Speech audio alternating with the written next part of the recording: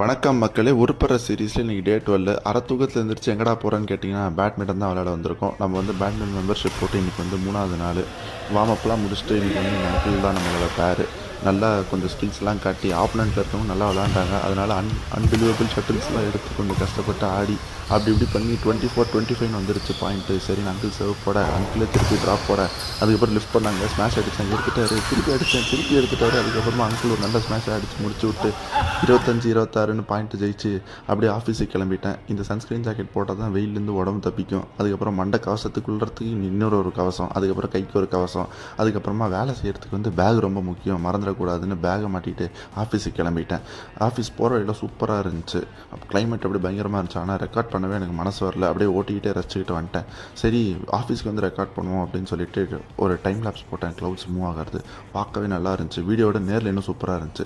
சரின்னு வாக்கிங் போகலாம். அதுக்கு முன்னாடி ஒரு சாக்லேட் மில்க் ஷேக் நான் குடிக்க மாட்டேன்.